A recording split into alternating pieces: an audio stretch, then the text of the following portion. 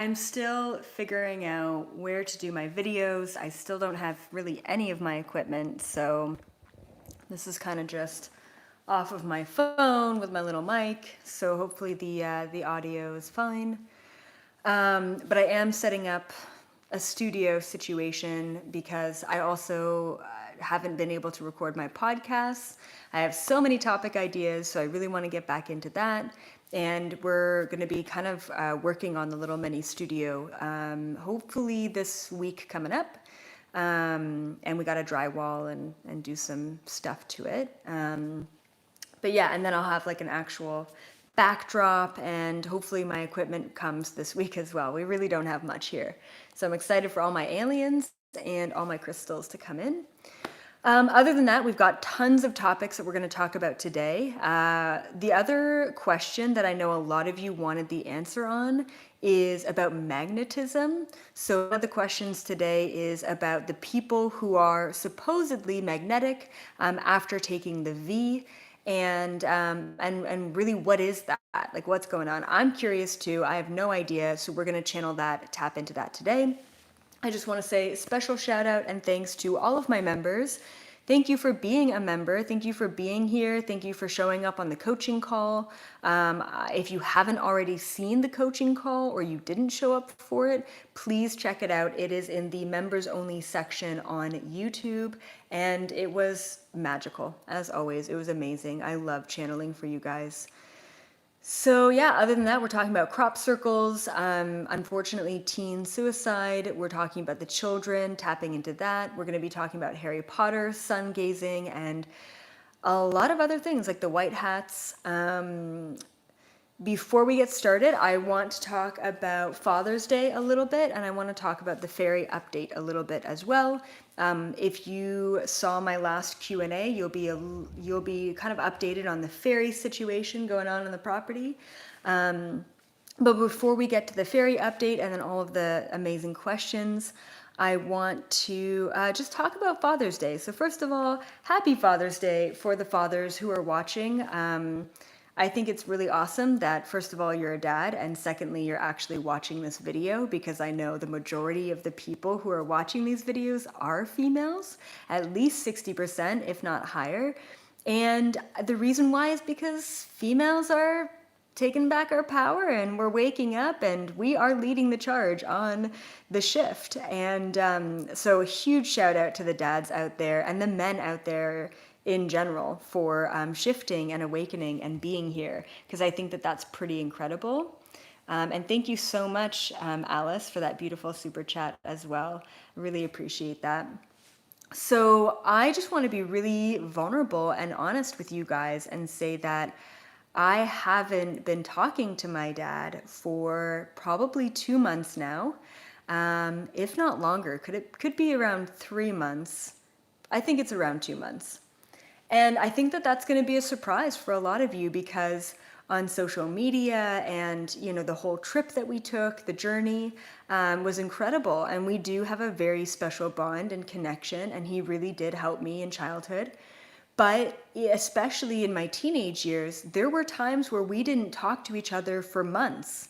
And we lived in the same house. And it's funny because right now at this time, yeah, I mean, I'll just say it. I'll say it like it is. I'll just be vulnerable. I think it's important for you guys to know that I struggle with family issues too. It all looks beautiful and perfect and divine, and you know, and I really did luck out with my family. But it's not to say that there aren't issues, you know. And so I wanted to be honest about that, especially on Father's Day. I actually wrote a cord-cutting letter for my father, burned it last night in the fire, and wanted to clear some of that energy. So the reason why we're not talking is basically during a trip that we took. It was just me, my dad, stepmom, and then Nat. And we took this trip, and he basically pulled me aside and he said, "Hey, I have a list of concerns for your relationship."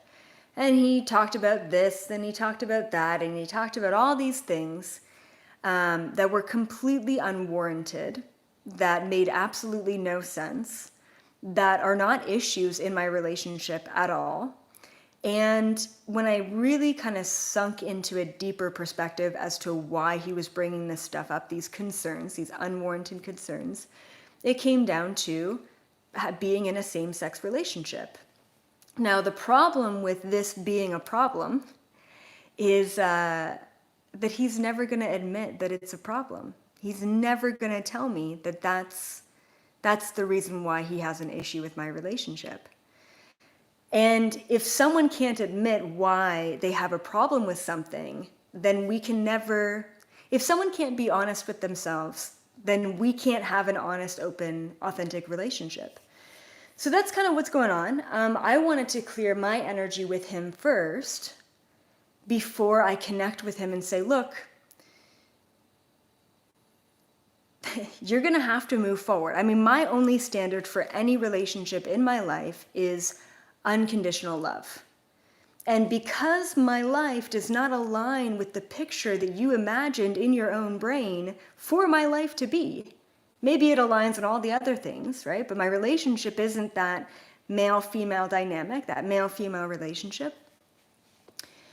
Then you don't unconditionally love me. You conditionally love me. You love me based on the fact that I align to your idea of what I need to have in my life or not.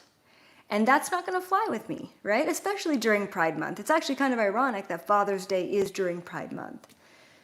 So that's what's been going on. I wanted to be honest, especially since this live video was on Father's Day, and just say that I'm working through that, you know? And I actually really appreciate having that discord in my life so that I can grow and I can learn from it and I can understand how to navigate these difficult family, human, emotional dynamics so that I can then help all of you navigate difficult, emotional, family, human dynamics, right? So I'm very grateful for where I'm at right now and what I'm going through and feeling the feels, you know, and it's important to do that.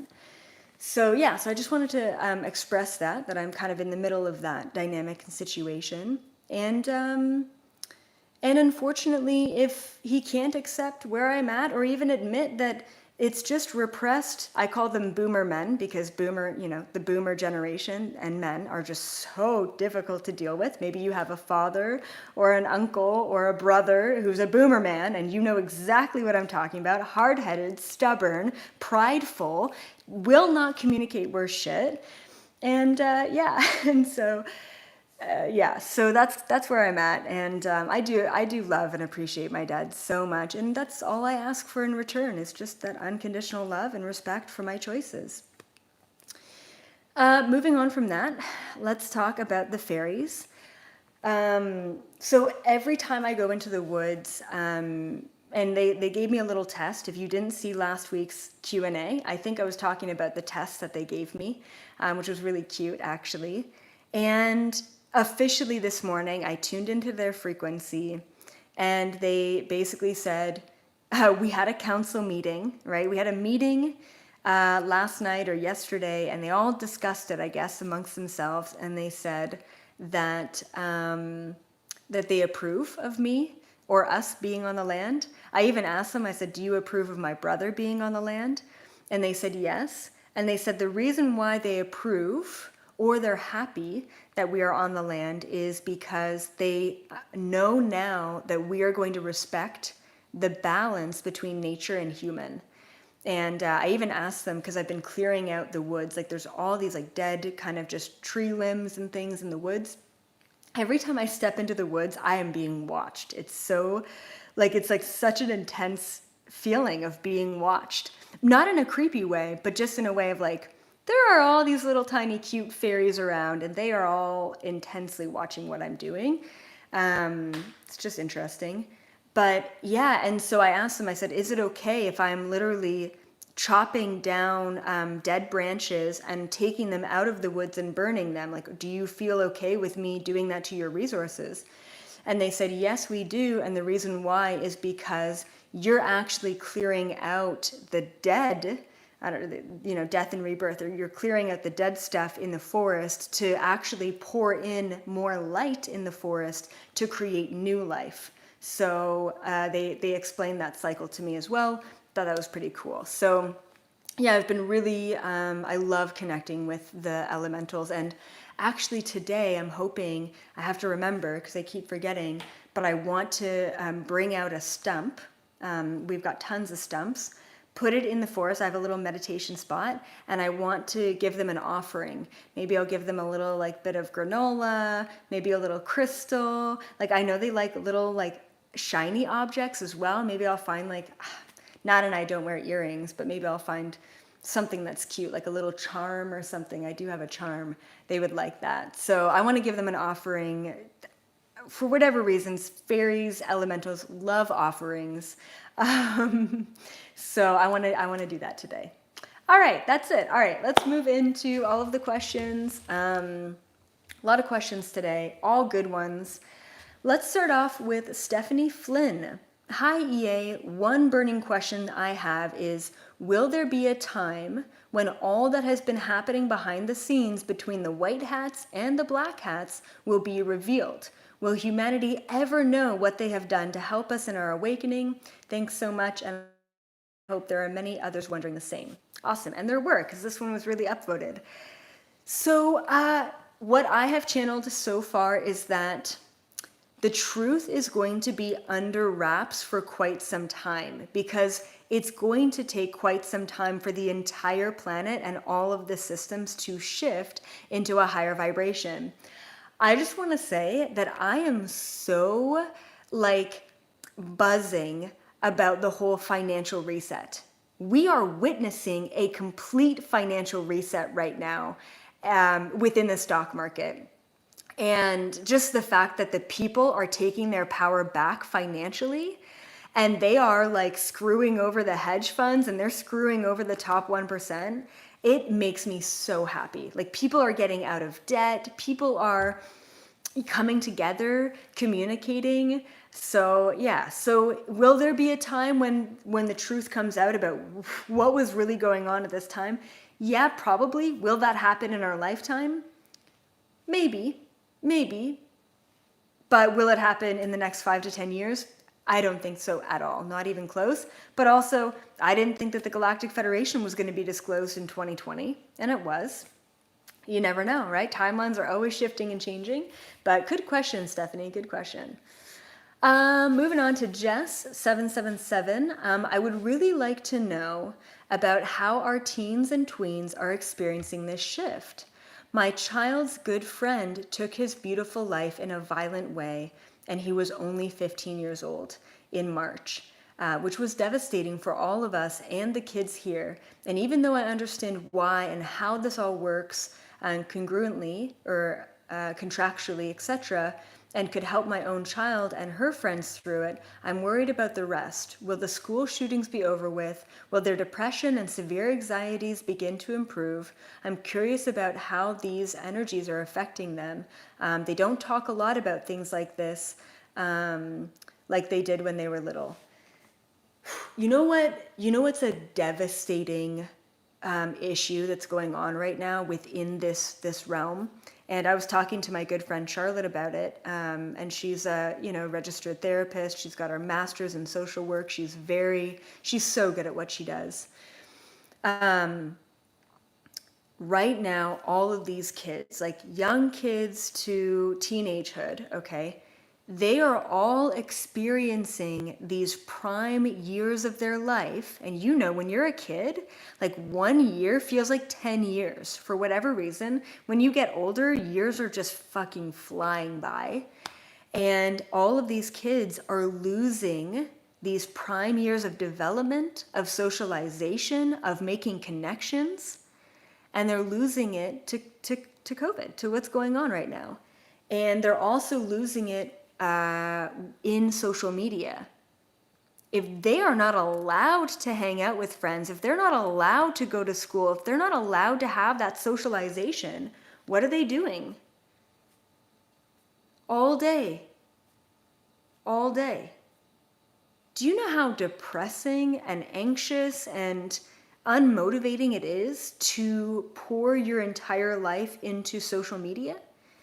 To observe others creating, but not to be the creator yourself? I mean, we can all look at that and these children and say, wow, that would be depressing.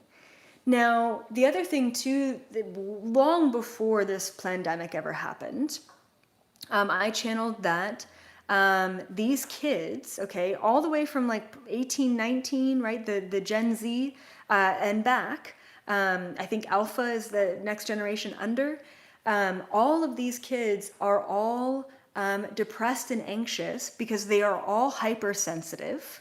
They are all probably on the spectrum somewhere because they think a different way, they act a different way, their vibration is just different. They are indigo, they are crystalline children, they are rainbow children who are here on this planet to create this next wave of change and shift. They need to be extra sensitive in order to create the shift. They need to be extra compassionate to animals. They need to understand nature. They need to understand the balance and the flow. And the problem is that they are so out of balance that they're getting thrown into anxiety, they're getting thrown into depression at young ages. And the other problem is a lot of the parents of these children, and you guys know, if you're parents of children, you're awake, you're aware, you're here, you're showing up, you're doing the right things. But all of your child's friends' parents, you know that they're not awakened. They haven't. And yet their children are sensitive and they're empathic. And the parents are like, oh, well, my child is ADHD. Let's just give them some Ritalin or some Adderall or whatever. And they're doing the things that aren't necessarily appropriate for these star children.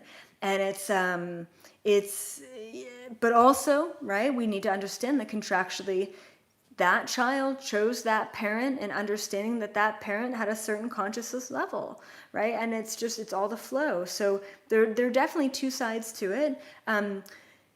I just made a comment last night to my friends how it's really difficult, but really, really, really beautiful how we are all experiencing the shift between worlds. Never before has this happened, and it has kind of happened because we have had cycles on this planet, okay, like full cycles on this planet of civilizations, of the death of civilizations and the rebirth of civilizations. We've had that probably 6 or 7 times on this planet. And it's difficult to transition from the old Earth into the new Earth. It's because we're transitioning ourselves internally. The Earth is transitioning collectively, but also how beautiful and incredible is it to be at the precipice, to be witnessing the old world and witnessing the new world. I know that these younger generations, these children, these teens are strong enough to overcome the deficits, to overcome the limitations. I know that they're growing from what's happening. I know that they're learning from what's happening. I know that they are accessing something that we did not have access to in not experiencing what they experienced at that age, if that makes sense. So there's a lot of factors coming into play. The biggest thing for any starseed parent is to teach your children about energy. Just straight up. I don't care if it's energy work. I don't care if it's energy in food or water. I don't care if it's energy as a soul. I don't care how you explain it or what you even go into. But as long as your child knows that this is not the only thing that exists on this planet, it's going to help their mental health. I know that for a fact. There's a lot of other things that we can do. But hopefully that kind of answers your question, Jess, about what's going on right now. And I also know that a lot of starseeds and very beautiful high vibrational beings, no matter what age, race, gender, orientation, are taking early exit points to fight the war over on the other side. And I've seen that quite a few times in the last little while. I also want to mention too, before we move on to Harry Potter, I'm going to be doing a video soon. I'm probably going to, have it be a premiere or something, or like a live video that we can all wait for sometime this week. And I want to talk about reintegrating ourselves back into society after lockdown. Because right now everything is opening up. But how do we deal with friends who want to hang out, or family members who are toxic? How do we deal with being extra sensitive, being extra heightened, being extra empathic, and going out into the world and doing these so-called normal things again, like going to a restaurant or a bar or hanging out with friends in a public setting? How do we integrate appropriately, knowing that we are just coming out of a cocoon and everything is overstimulating? Do you guys, like, have you felt that way? I went grocery shopping for the first time in like 3 years because I've been using Instacart in LA, and it was overstimulating. It was very just the option in front of me. It was too much. So I'm going to do a video later this week on YouTube about integration and what we need to know and healthy boundaries. All right. Okay, so next question here from Faye S. Hi, EA and friends out there. My question is J.K. Rowling part of the dark side, or was she channeling when writing the Harry Potter books? Very interesting how much the stories parallel reality. Cool. So as a kid, the only books I ever read was, what was it? Not the 10th Insight, the 7th Insight, one of those books. Yeah, anyway, I just recall the 10th Insight. I don't know why I can't remember the other names of the books. Anyway, I read that series and I read the Harry Potter series. It's like really the only books I've read, period, other than like textbooks for school. And from what I've channeled and tuned into, J.K. Rowling was for sure a channeler, for sure tapping into some truth, some like major truth about different worlds. And I think as a kid, as a starseed, I was obsessed with Harry Potter in the way that there's got to be two worlds out there, right? There's got to be something going on that no one knows about. I wish we had, an alleyway that we could go to buy magical things. But I also understand that ancient artifacts and crystals, those are magical things, right? That hold frequency and energy, and sacred geometry, same thing. So yeah, so definitely from what I've channeled, high vibe, but I also channeled a while ago that J.K. Rowling was also kind of taken over by the dark side. So, light, dark, what can you do? But definitely the series, the Harry Potter books, were high vibe from what I know. From where J.K. Rowling is right now, I'm not sure. Doesn't really impact us too much, so I'm not going to channel it. But good question. Let's go over to James Helen. Hey EA, what are your thoughts on sun gazing and its benefits? We've always been taught to avoid looking at the sun, but I've seen others claim that this is actually a way of unlocking your DNA and opening your third eye. Good question. So back when I was around 14, maybe a little bit younger, but it was around that time, I basically made an announcement to my family that I didn't have to eat food. I said, all right, cool. Well, I've just learned that I can get all of my nutrients and everything that I need from staring at the sun and breathing oxygen. And I was tapping into a past life where I was a male in India and I was a breatharian. For those of you who don't know what a breatharian is, it's basically how it sounds. They don't eat food. I think they drink water, but that's about it. And they literally live off of oxygen breathing and sun gazing. And so I don't know how this came about, but I basically discovered that I used to be a breatharian and that I made this announcement. And of course my family thought, if you're a teenager, you've got an eating disorder, are you okay with your body image? There's all these other questions that didn't make sense to me about, no, but that's not what it's about. We don't have to eat. Like, how do you not understand that?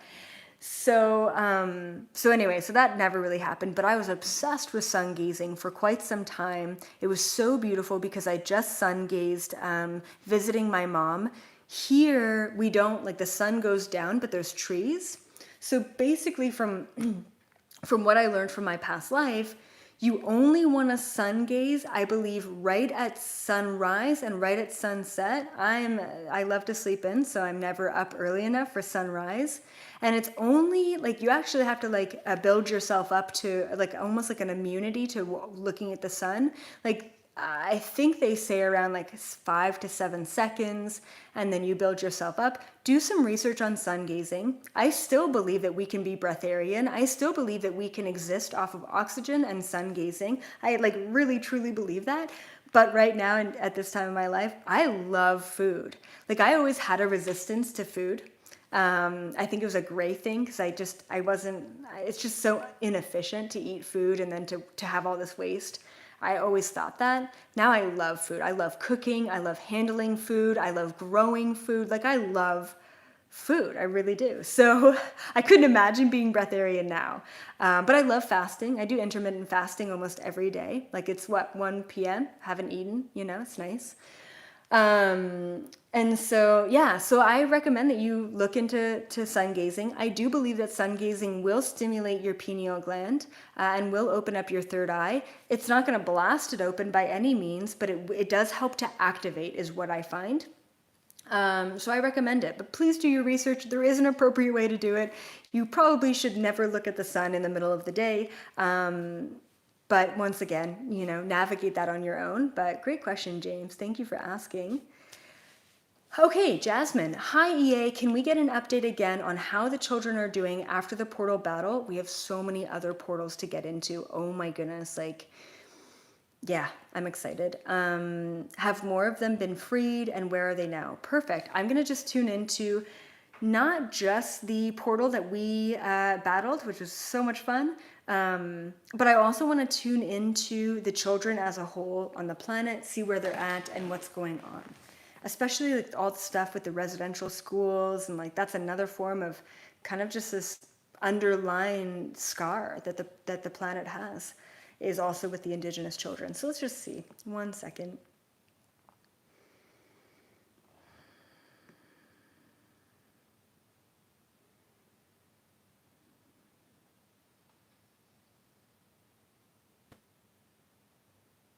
Yep. Okay.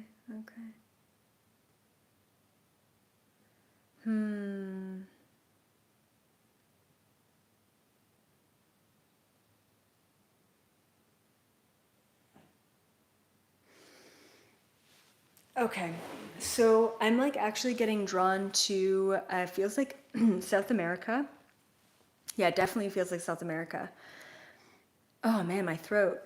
And I just got drawn like instantly this flash of an underground tunnel system and all of these children there. And it was just so interesting because there's all this activity, especially last year, even the year leading up to that, so much activity. And a lot of the children who are in these underground places, who are all feeding this, let's call it just the adrenochrome industry, so fucked up to even say that.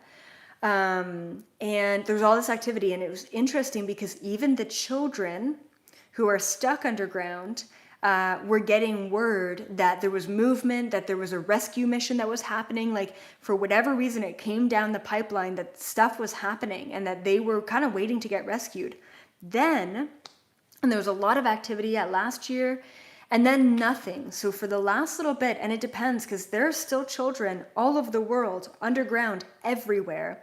But the general energy right now at this time is that they've been abandoned. This is the energy that I'm feeling as a collective with the children, that there's an abandonment. So I just asked the question, I said, what's going on? Why are they abandoned?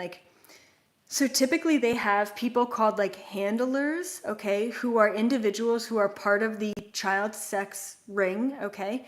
And they like come in and they feed the children, and they I don't know, they just work with them, they feed them, obviously they abuse them, and they're a part of that kind of fucked up system. They've been gone. They've been pulled from the tunnels. Those people who give them what they need to survive have been gone. And the children have just been abandoned. So then I asked the question, what's been going, why are they gone? Why have they been abandoned? And the information that came back was resources. It came back with the word resources. The resources have been cut off. So there is a war that is still happening. I mean, it's waging, and it's going to still wage for the next little while, the next couple of years. There's a war that is still happening, and part of the, let's call them the black hats, I don't know, okay? The bad guys, they have cut off purposefully the resources to the children because the white hats have cut off and attempted to cut off the supply of the adrenochrome, okay? And it's almost like they've cut it off from the middle, but they haven't been able to actually backtrack and rescue all of the children that they've cut it off. So the resources are cut off. The people are no longer bringing resources to the children, and the children have been abandoned, and it feels like they're just waiting there to be rescued. And then it's like the white hats don't have all the information about where the children are being stored.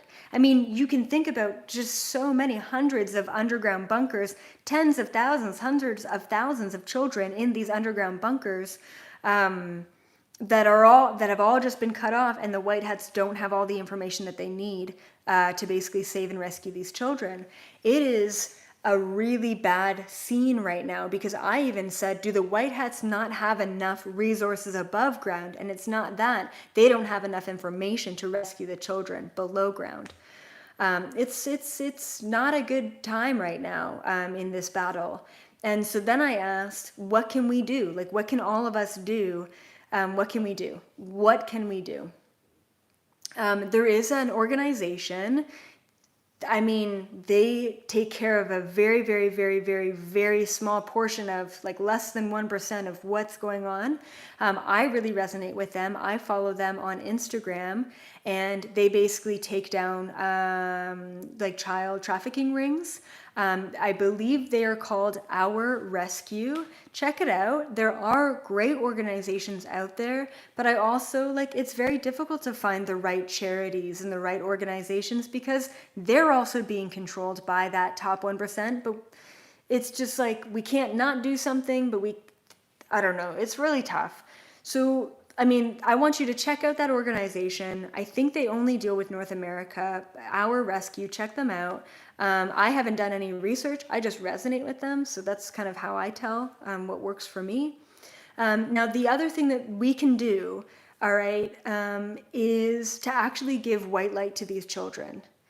If all of us, even just 1,000 of us, okay, every day, maybe when you're eating food, because that's just a thing that we do. Maybe when we're sipping water, like maybe just doing our habitual things throughout our day, send love to these children and let them know, like, I think that we're at a point right now where we have to tell them that it's okay to let go and it's okay to cross over, because I don't really see that they have enough resources, whether it be white hats or supplies or just information for them to be rescued.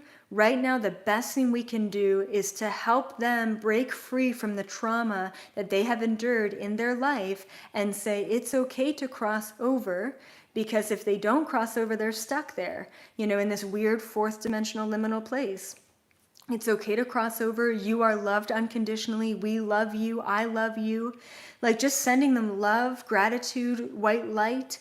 That's what we need. That's what we can do. If we all do that every day, we are going to have a huge positive impact on what's going on with them. So I think that that's probably one of the best things we can do to impact them and to help them. And they're going to feel that. But, you know, I mean, talk about, let's just throw on extra abuse with them now feeling abandoned by both sides, by the dark side and by the light side. And yeah, we can say that it's contracted, but it's really just devastating and painful to witness. But I'm glad that, Jasmine, you asked that question, because the resources are here. And I try and bring it up as much as I can so that we can all give them the love that they need. Yeah. So hopefully we can do that. And I'm going to try and remember. That's all it is. It's just remembering, right? But we have the ability to help free them of their karma, of that trauma, of their bodies even. So that's going to be important. Kind of like how we all went to the portal and we activated that and we cleared that.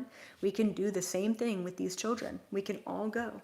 I can be talking to you right here and going and doing white light portal and activations and clearing for the children. We can all do that. Okay. Moving on, next question.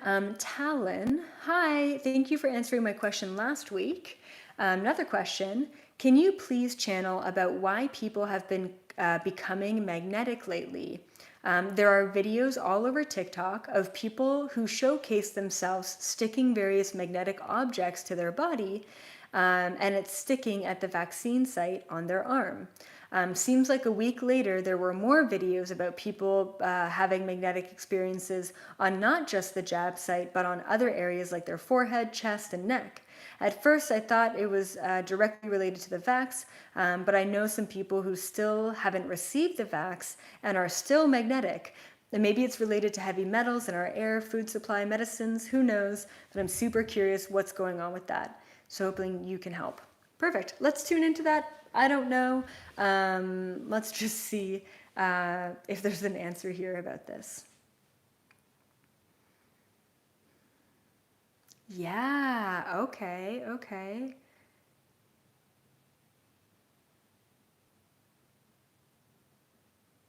Yep, interesting. Yep.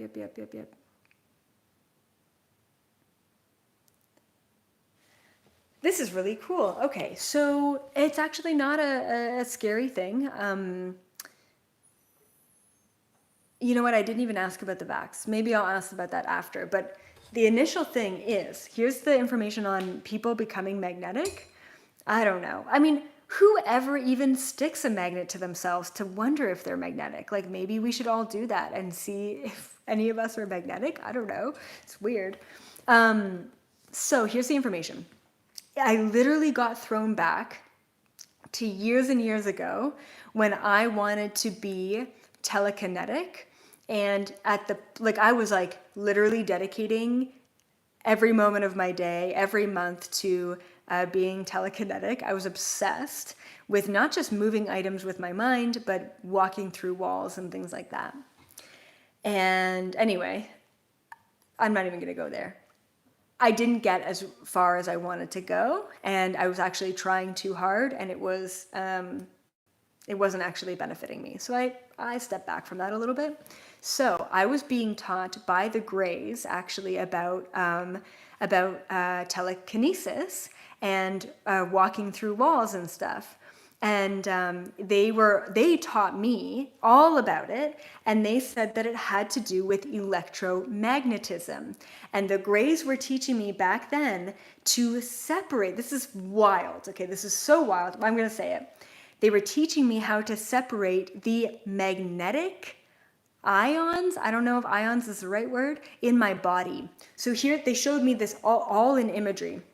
So we all have an electromagnetic field around us. The planet does. I mean, it's our toroidal field. It's our torus field, right? That's around us. Everything has some sort of electromagnetism, but not everything is magnetic necessarily. So what they said was, we're in this state of chaos ions in our body, right? Positive, negative ions all over the place, bouncing in all these different directions. And then the Greys were teaching me how to separate the ions. And they said that, what did they say? If you have say that this is the positive end of the battery, okay, let's call it that, and this is the negative end of the battery. They said if you were able to separate that, you're literally able to separate atoms in the wall through electromagnetism, through harnessing your inner electromagnetic frequencies. So I was working with that for a while.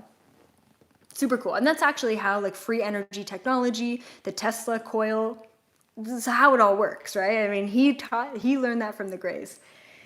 So all these images came up, and what's happening right now is the electromagnetism around the planet is shifting as we're shifting into a higher frequency. The Schumann resonance is spiking like crazy. It's affecting us all in different ways. So the information that I just got is certain individuals are becoming magnetic or more magnetic. And I just heard that these individuals who are actually becoming magnetic are actually going to be, this is like the beginning stages of telekinesis. So, all right, let's all, and then I want you to comment on the video below. Let's all find something magnetic. I don't think I have anything with a magnet around here because I've got nothing on my fridge and our freaking U-Haul box hasn't arrived yet. But let's all see if we're magnetic. Okay, maybe not right now, but like after this video, sometime this week, comment back. Let's just see if anyone really is magnetic. Okay. And I'll tell you that the people who are more magnetic right now, it's a base or a foundation for you to be more telekinetic.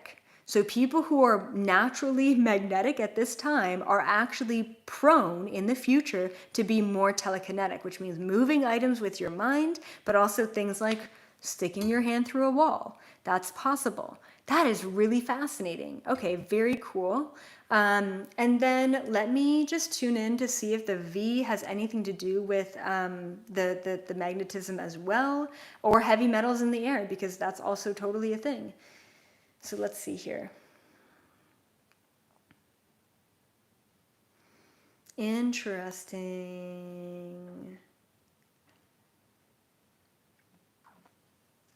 Interesting. Okay.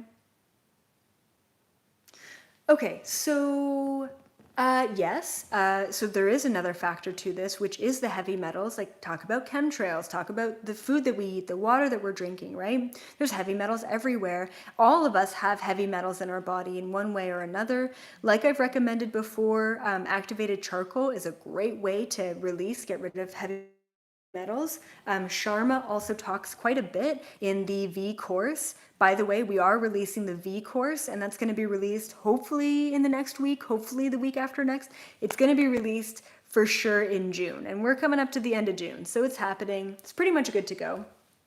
Anyway, so Sharma talks about how to navigate and release heavy metals in the body. She gives some really good tangible advice and solutions. I get into more of the quantum energy work. It's really great. But activated charcoal really works. And then, so what they said was, yes, we all also have heavy metals in our body. So fascinating. They also mentioned there are heavy metals in the V as well. Now, what's fascinating about that is, if it goes unchecked, if we are unaware, if we are not in full control of our vibrational frequency at a quantum level and physical level, then the heavy metals will create, I think, positive ions in our body. And those are bad. Like, I don't know what it does, but the heavy metals, like, it just feels like it lowers our density. That's what it feels like. It feels like it makes us more dense. However, this is so fascinating. Apparently, if we work with the magnetism properly and the heavy metals in our body properly, then we are actually able to amplify the heavy metals in our body to help us ascend into the next frequency or dimension. After this video, I'm going to write that topic down, and I'm probably going to record another video, and I'm probably going to submit it to the V course. About heavy metals. Like, maybe there's something else, like maybe there's actually a technique to navigate or to actually work with the ions in our body or the electromagnetism in our body in an appropriate way to balance that out, to amplify what we've got. And obviously we already talked about clearing what we consume in our body, whether you've had the V or not. Yeah, so fascinating. So it's just beautiful how, yeah, there's a negative side to the heavy metals in our body, but there's actually a really positive side too that amplifies our vibration. So I'm just so fascinated about that. All right, cool. 2 more questions. From Rat Rat. Hello, music. Is there music after death in different dimensions? Or do ETs listen to music? Does music have consciousness? Or is it akin to an elemental? Does music exist throughout the universe? Are there beings of music like there are beings of light? I'm curious as to anything you can channel about music's role in our spiritual existence. Love it, love it, love it, love it. And thanks, guys, for the super chats. Really, really appreciated. Yeah, so ETs do have music. They're actually, a lot of extraterrestrials are jealous, okay, in a way, of humans and our ability to work with acoustic music. because we have the dexterous, I don't know. We have instruments that fit our body, all right? And there are instruments out there, but not the kind of instruments that we have. So they do have a little bit of that jealousy of like, humans can make beautiful music out of wood, out of the elements. So music does hold a consciousness. I've never thought about music being akin to like elementals or like being like light beings. I would not, absolutely. Like, I'm literally just imagining like someone playing the harp and this beautiful, like etheric, musical being just flowing and dancing. Like, absolutely, I would assume that music creates beings, like it creates consciousness, absolutely, like without a doubt. But I haven't channeled that necessarily. I've never asked that question. And I want to say that extraterrestrial, a lot of interdimensional beings, I know for sure on the Galactic Federation mothership, I literally can't say or speak to the rest of the beings out there in the universe, which is like trillions upon trillions of beings. But I know for sure that the GFL has music. They do like a synesthesia sort of thing where like color has sound and like taste, and like it's just really amazing. Like, there's a holograph room where you can paint, kind of like a VR headset where you can like paint and stuff. So you can go into this holograph room on the GFL mothership and you can paint. And as you paint, you can have like sensations going on in your body, or like, so emotions, like the painting, the visual can create emotions, and then it can also create sound as well. So you can paint sound, like it's amazing what you can do. However, most of the sound and the frequencies, right? Only a small portion of sound and light frequencies and colors we can perceive as human beings. We're so limited on the spectrum of experience, of senses. But the kind of music that they have on the GFL motherships is very similar to EDM, to electronic dance music. That's really what they can create up there. So it's kind of like all synthesized music. It's like, I don't want to call it fake music, but it's created music, not played music, if that makes sense. They do also have like social gatherings. They have like cafeteria, style type, settings up there. But they also have like bar type settings up there too, where there is music being played. And there's all these layers of frequencies for the music, because there's all these different beings that hear different frequencies of the music. So imagine not just like one chord or one note or one whatever, like harmony, like all of the harmonies. I mean, it's really cool what they have up there. So it's funny how like I really don't know anything about any other planets. The thing that I know the most about is the GFL and the GFL mothership, and there's just so much to know out there. So anyway, hopefully that gives you a little overview of music. Last question, the thumbnail of this video is crop circles. Let's get into it. Gemma Hendricks. Hi, Elizabeth. My question this week is about crop circles. And also, Gemma, thank you so much for the pillow. I believe that was you, with Nat and I and our face on the pillow and that beautiful Irish quote. Really thoughtful. So thank you so much for sending that. I'd love to know if there are different, I'd love to know, are there different types of aliens doing these beautiful, intricate pieces of work, and do they have hidden messages to activate our DNA? Yes. So I've channeled, one of the first things I channeled when I started channeling was crop circles, like, of course, right? I channeled, I think, Atlantis, I channeled crop circles, and I channeled Jesus were like the first main, I want to know, and then I channeled also like how were humans created, and, what do ETs have, to do with humans, right? So anyway, so yeah, crop circles were like number one, the most unexplained thing that everyone wants to know. So, of course there are humans that do crop circles, but as we know, nowhere near the intricacy, the geometry, the mathematics of the real ones, and the majority of them are real. So crop circles are, created pieces of artwork, okay? They are messages, And every crop circle is usually sacred geometry, and it always has like this profound story behind it, or this message, this meaning behind it to unpack. And because it's a huge, giant sacred geometry, it is all, what do I call it?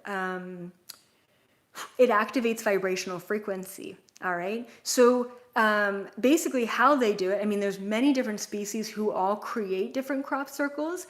I know that it's mostly the Galactic Federation that chooses to create the crop circles, and then it's different species who actually come down and create it. I also know that the Greys love creating crop circles so much, like just the mathematics behind it, the sacred geometry behind it, the scientific kind of energy behind it is 100% gray. It's gray energy, right?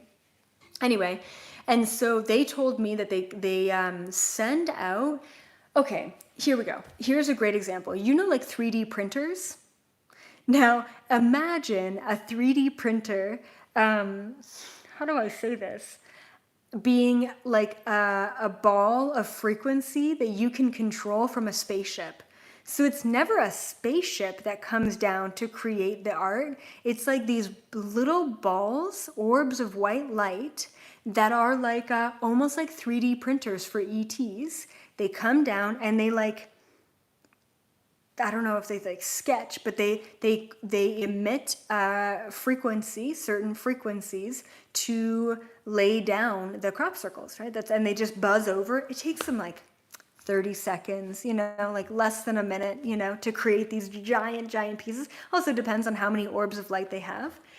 And what else do I want to say about? Oh yeah, so the crop circles themselves have high amounts of radiation to them, which actually could cause like a little bit of radiation poisoning. So you want to be careful actually, but they also have a frequency to them. Like it's kind of like crop circles, because it's a giant sacred geometry structure, okay, it emits a frequency. So yes, it has probably low levels of radiation based on the frequency that needed to be emitted to lay down the crops in that way. But because of the sacred geometry, if I were to create a perfect mathematical Fibonacci sequence sacred geometry at a large scale, it is going to emit a frequency and probably open a portal. So whatever the intention was, whatever the message is behind each crop circle is the vibrational frequency that you are going to gain access to when you walk into it and you sit in it. And it's amazing how people all over the world get drawn to them, they meditate in them, they bring channelers to them, they download messages and information. It's not just like a tourist thing, it really is a spiritual site.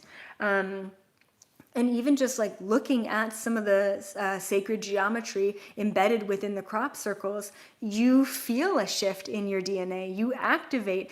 It also reminds me of them creating portals or having these beautiful ancient sites like at the hieroglyphs or the Stonehenge, right? And that activating a portion of the planet.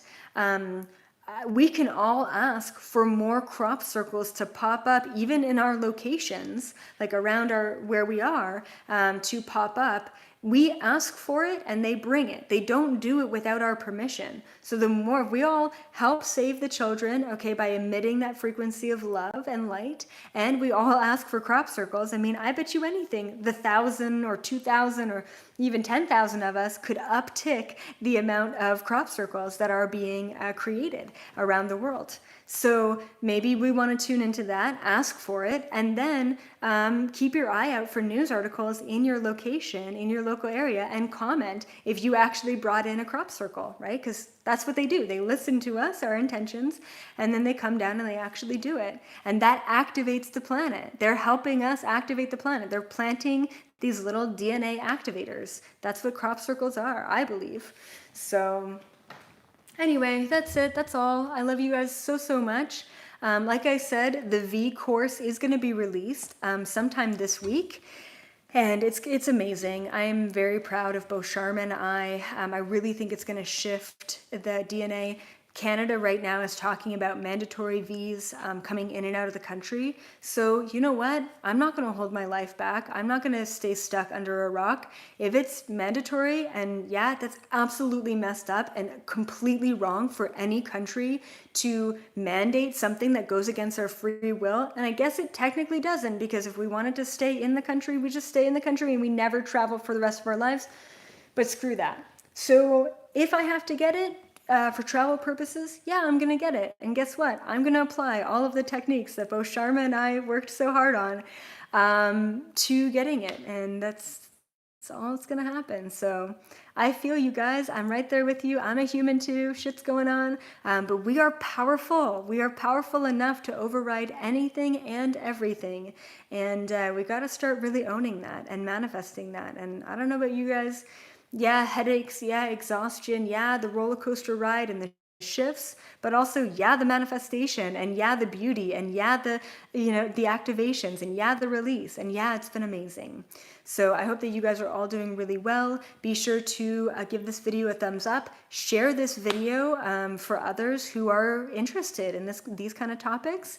Sign up to be a member if you've been thinking about it. Now is your time, and you get to join the coaching calls and ask me tons of great questions. So thank you all so much. Like I said, I am going to be releasing a video shortly this week about integrating back into society and how to have healthy boundaries when we are all way more empathic than when the pandemic started.